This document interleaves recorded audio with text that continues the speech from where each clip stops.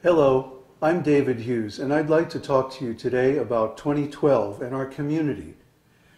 We have the bridge to getting over the ocean of changes that's coming our way in 2012. It's a special community which is founded on spiritual principles, and this is the actual solution to the problem. I think everybody by now has heard about 2012 and knows that there are a bunch of big changes coming our way. But no one has really advanced a viable solution, that is, up until now.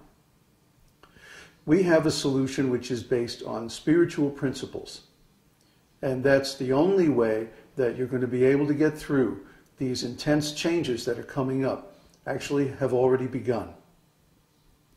Now let's start from the beginning. The problem is the materialistic society, the materialistic civilization is falling apart. And why is it falling apart? Because it's very simple. It was doomed to failure from the start. Anything that's based on material principles is temporary.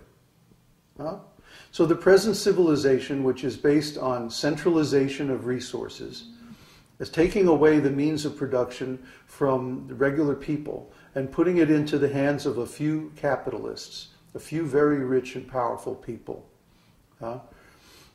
In other words, we take away your ability to make a living for yourself, and we put those tools in the hands of corporations. And now you have to come and work for the corporation, which basically turns you into a slave. This is exploitation. So the current civilization is based on centralization and exploitation. But spiritual civilization is based on service. In other words, we voluntarily give the results of our work for the common good. And instead of centralization, decentralization. So that everyone has the tools to support themselves. Everyone has the ability to make their living independently. They don't need a big corporation. They don't need a huge marketing program to make their living in this world. And that makes everything so much easier. The world civilization has reached the end of its rope. The karma has come due. The karma for thousands of years of exploitation. And because this karma is coming due, it's a measure of the time that nobody is going to be able to stop these changes. I mean, we just elected a new president in the United States, and everybody has high hopes for him. But the fact is that the force of the time is stronger than any one individual, any one country, or even the population of the whole world. This situation has been building up for thousands of years. It's not going to go away just because we elect a new president. Let's be realistic. Okay? We may have high hopes and things may get better for a little while, but ultimately we're going to have to go through these changes that are coming up because it's the time. And this time comes again and again in history. Simply, we don't have records of previous times when these same things happened because the civilizations that held those records were destroyed. Just like now, all it would take is one big solar flare and we could wipe out all the computers in the world, and then what would happen to all our records? So similarly, every civilization has some weak point. And when that weak point is attacked by an unforeseen situation, the whole thing crashes. And the same thing can and will happen to any civilization based on material principles, because everything material is temporary. It has a beginning and an end. Our plan is to go to the next level, to create a society and a civilization based on principles that don't have a beginning or an end. Spiritual principles. Everything that's really spiritual is eternal. Therefore, there's no beginning, no end, no birth, no death, no end of consciousness, no end of spiritual existence. But material existence is always fraught with difficulties because of the problem of time. Everything in the material world is run by time. And time is not linear, as we've been taught. That's inaccurate. Time is actually cyclical. It goes around and around in a cycle of events over thousands of years. And this cycle happens again and again. History repeats itself again and again. And again people forget and they don't learn. And so the same mistakes are repeated again and again. So what we're saying is, let's stop the mistakes now. Let's stop basing our civilization on a principle that is self-destructive and where failure is guaranteed. If not in the short run, then certainly in the long run. So the problem is, everyone is trapped in this material system. We don't know how to get along without it. We haven't come up with a way to survive, to make our living, without depending on this huge system. So what are we going to do? If we stay in the material system, we are going to be crushed. Just like if you're on a ship in the middle of the ocean and the ship sinks, then basically you're screwed. You're going to be going down with the ship. So do you want to go down with the ship, or do you want to bail out into a lifeboat and try to survive? Well, of course, being in a lifeboat seems a lot less secure than being on a big ship.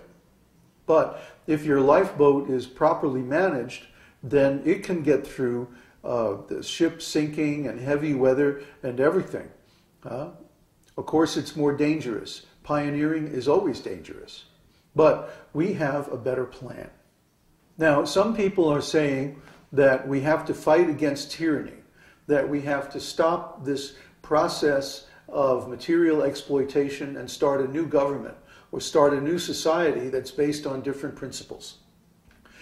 But if you start another society or another government based on material principles, doesn't matter whether it's capitalism or communism or freedom or dictatorship or whatever it is, it's still going to fail because those principles are material. Try to get this through your head. Everything material is temporary. Everything based on the material principle is going to fail. You may prop it up, sooner or later it's going to crash. Just like right now they're propping up the stock market. And the stock market, you can see it if you know how to read stock charts. You can see it's being manipulated and money is being pumped in to keep it up. And then the day of the election, the day after the election, immediately the stock market started going down again. Actually, the tendency to go down was there all the time. But because they were propping it up artificially by pouring lots of capital into the market, it was staying up somehow or other. But as soon as that artificial influence is taken away, the whole thing went down. So this is what's going on in the material world. Everything has a beginning, like a conception, and then a gestation, and then a birth, a childhood, a middle age, an old age, and finally it dies.